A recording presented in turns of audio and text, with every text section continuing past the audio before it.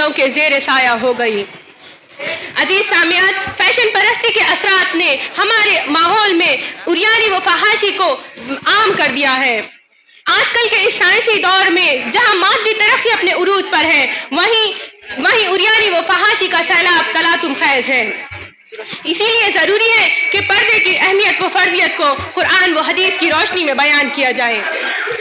چنانچہ ارشاد خداوندی ہے وَقَرْنَ فِي بُيُوتِكُنَّ وَلَا تَبَرَّجْنَ تَبَرُّجَ الْجَاهِلِيَّةِ الْأُولَى وَأَقِمْنَ الصَّلَاةَ وَآتِينَ الزَّكَاةَ وَأَطِعْنَ اللَّهَ وَرَسُولَهُ۔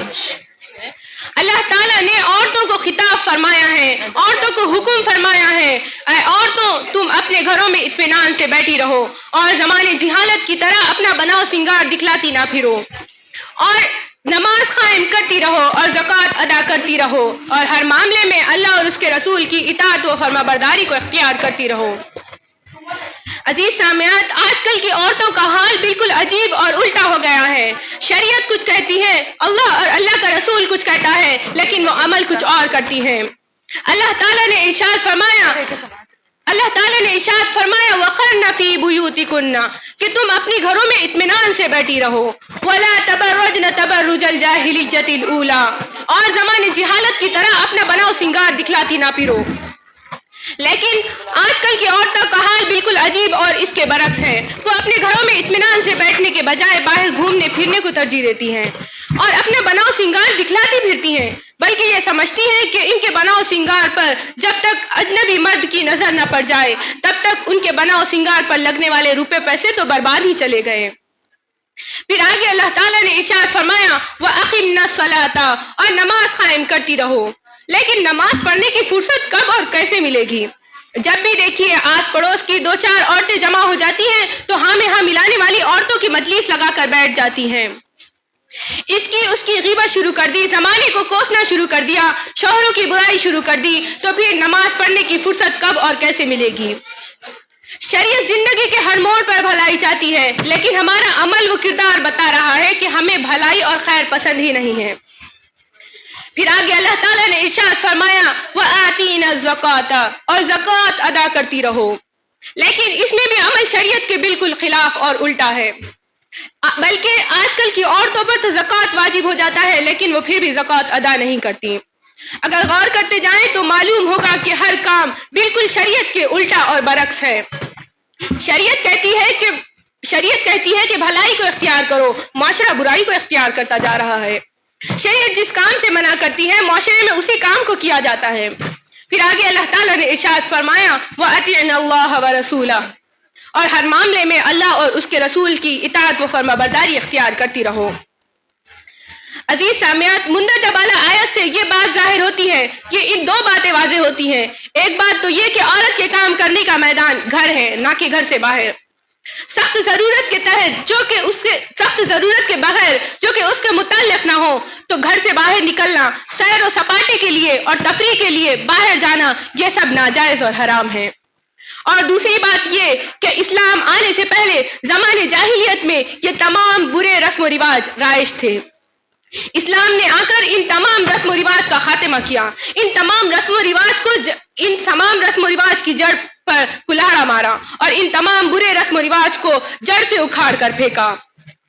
اب ایک اور پاک و صاف زندگی گزارنے کے طریقے بتلائے۔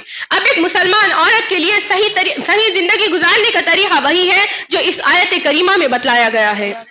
اب اگر کوئی عورت اس کے خلاف عمل کرے گی تو یہ نہیں کہا جائے گا کہ وہ عاقلہ بن گئی، یہ نہیں کہا جائے گا کہ اس نے ترقی کر لی، بلکہ یہ کہا جائے گا کہ اس نے زمانے جہالت کے طریقے کو اختیار کر لیا ہے۔ یہ کہا جائے گا کہ وہ شریعت کے احکام کو چھوڑ بیٹھی ہے۔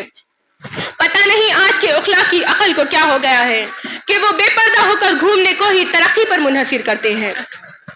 جستجو ہے گناہوں کی وہ ثواب سے ڈرتی ہے، افسوس ہے بنت حوا آج حجاب سے ڈرتی ہے۔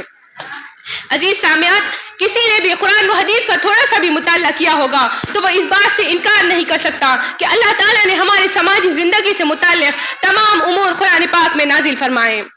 پھر اس کی تفصیل نبی کریم صلی اللہ علیہ وسلم نے خود بیان فرما دی. اسی طرح طلاق، نکاح وغیرہ کے احکام بھی سب سے پہلے قرآن پاک میں نازل فرمائے، پھر اس کی تفصیل نبی کریم صلی اللہ علیہ وسلم نے بیان فرمائی. اسی طرح پردے کا حکم بھی سب سے پہلے اللہ تعالیٰ نے قرآن پاک میں نازل فرمایا اور اس کی تفصیل نبی کریم صلی اللہ علیہ وسلم نے خود بیان فرما دی. اسی لیے پردے کو صرف محض مولوی ملاؤں کی ڈینگے اور ڈکو سے لے کے کہنا یہ بدترین قسم کی برائی اور جہالت ہے جسے بے شرمی اور بے حیائی سے تعبیر کیا جاتا ہے.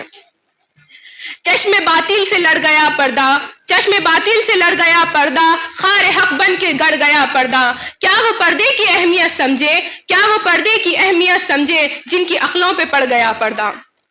عزیز سامعات، پردے کا حکم تمام انبیاء اکرام کی شریعتوں میں ایک مشترکہ اور ایک عام حکم رہا ہے کہ تمام انبیاء اکرام کی شریعتوں میں یہ حکم فرض تھا، اس کو کسی بھی زمانے میں روا نہیں رکھا گیا. سیدنا آدم علیہ السلام سے لے کر نبی کریم صلی اللہ علیہ وسلم تک، آخری دور تک ہر زمانے میں اس بات کو درست نہیں سمجھا گیا کہ کہیں بھی عورت اور مرد کا آپس میں کھلا اختلاط اور میل ملاپ ہو. یہ تو انبیاء کی شریعتیں تھیں. دنیا کے کسی بھی عام شریف خاندانوں میں اس بات کو درست نہیں سمجھا جاتا کہ عورت اور مرد کا کھلا اختلاط اور میل ملاپ ہو. عزیز سامعات، پردے کے متعلق سب سے پہلا حکم زینب بنت جحش رضی اللہ عنہ کی نکاح کے موقع پر نازل ہوا، جس میں اللہ تعالیٰ نے امت کو خطاب فرمایا ہے، امت کو کہا ہے کہ اے لوگو، اگر تمہیں نبی کی بیوی سے کوئی چیز مطلوب ہو تو پردے کی آڑ میں طلب کر لیا کرو کہ تمہارے اور ان کے دلوں کے لیے زیادہ پاکیزہ ہیں. اللہ تعالیٰ نے اس آیت میں امت مسلمہ کو ادب سکھلایا ہے اور انہیں بتلا دیا ہے کہ عورت اور مرد کا اختلاط کسی صورت میں درست اور جائز نہیں. عزیز سامعات، پردے سے متعلق قرآن کریم میں تقریباً 7 آیتیں اور 170 احادیثیں نازل ہوئی ہیں، اور قرآن کریم میں پردے سے متعلق حکم نازل ہونے سے پہلے بھی دنیا کے عام شریف خاندانوں میں پردے کا رواج عام تھا. اور آگے اللہ تعالیٰ نے خود تفصیل بیان فرما دی ہے کہ وہ کون لوگ ہیں جن کے سامنے زینت کے اظہار کی اجازت ہے، وہ کون لوگ ہیں جن کے سامنے پردے سے منع فرمایا گیا ہے. اللہ تعالیٰ کا ارشاد ہے وَقُلْ لِلْمُؤْمِنَاتِ يَغْضُضْنَ مِنْ أَبْصَارِهِنَّ وَيَحْفَظْنَ فُرُوجَهُنَّ. اے نبی جی، آپ مومن عورتوں سے فرما دیجئے کہ اپنے نگاہوں کو نیچی رکھے اور اپنی شرمگاہوں کی حفاظت کریں. وَلَا يُبْدِينَ زِينَتَهُنَّ إِلَّا مَا ظَهَرَ مِنْهَا. اور نہ ظاہر کریں اپنی زینت کو مگر جو کہ خود بخود ظاہر ہو جائے. وَلْيَضْرِبْنَ بِخُمُورِهِنَّ عَلَى جُيُوبِهِنَّ. اور اپنے دوپٹوں کو اپنے گریبانوں پر ڈھانپ لے تاکہ سینہ، بال وغیرہ نظر نہ آئے. وَلَا يُبْدِينَ زِينَتَهُنَّ إِلَّا لِبُعُولَتِهِنَّ. اور نہ ظاہر کرے اپنی زینت کو مگر کہ صرف اپنے شوہروں کے سامنے. او آبائہن، یا پھر اپنے والد کے سامنے. او آبائی بعولتہن، یا پھر اپنے شوہر کے والد کے سامنے. او ابنائہن، یا پھر اپنے بیٹوں کے سامنے. او ابنائی بعولتہن، یا اپنے شوہر کے بیٹوں کے سامنے. او اخوانہن، یا اپنے بھائیوں کے سامنے. او بنی اخوانہن، یا اپنے بھائیوں کے بیٹوں کے سامنے. او بنی اخواتہن، یا اپنے بہنوں کے بیٹوں کے سامنے. عزیز سامعات، یہی وہ 8 لوگ ہیں جن کے سامنے زینت کا اظہار کرنے کی اور پردے سے منع فرمایا گیا ہے، زینت کا اظہار کرنے کی اجازت دی گئی ہے. ان کے علاوہ باقی تمام مردوں کے سامنے زینت کا اظہار کرنے کی ممانعت ہے. باقی تمام مردوں سے پردے کا حکم فرمایا گیا ہے. عزیز سامعات، غور کرتے جائیں تو معلوم ہوگا کہ عزت و عصمت کی حفاظت کے لیے یہ خدائی پیغام اسلام ہماری قدم قدم پر رہنمائی کرتا ہے. اسلام ہمیں یہ بتاتا ہے کہ عورت اور مرد کا اختلاط، عورت اور مرد کا کھلا میل ملاپ کسی صورت میں ناجائز ہے، کسی صورت میں جائز نہیں. ایک روایت میں ہے، حضرت عقبہ بن عامر رضی اللہ عنہ بیان فرماتے ہیں کہ نبی کریم صلی اللہ علیہ وسلم نے ارشاد فرمایا کہ خبردار، تنہائی میں عورتوں کے قریب بھی مت جاؤ. کسی انصار کے صحابی نے پوچھا کہ نبی کریم صلی اللہ علیہ وسلم، دیور اور جیٹ کے متعلق کیا حکم ہے؟ تو آپ صلی اللہ علیہ وسلم نے ارشاد فرمایا وہ تو موت ہے، ان میں تو سب سے زیادہ خطرہ ہے. اگر غور کرتے جائیں تو معلوم ہوگا ان تمام باتوں میں ایک بات سب سے زیادہ اہم ہے کہ تمام قرآن اور حدیث کا تمام اصل مطلوب صرف اور صرف پردہ ہے۔ آئیے ہم اسی مجلس میں اللہ تعالیٰ سے دعا کرتے ہیں کہ اللہ تعالیٰ ہمیں اس خرابیوں کو اور بے پردگی کو ختم کرنے کی توفیق عطا فرمائیں، اور ہمیں قرآن و حدیث پر عمل کرنے کی توفیق عطا فرمائیں، اور پردے کے رواج کو عام کرنے کی توفیق عطا فرمائیں۔ میں اپنی تقریر کا اختتام ایک شعر پر کرنا چاہوں گی۔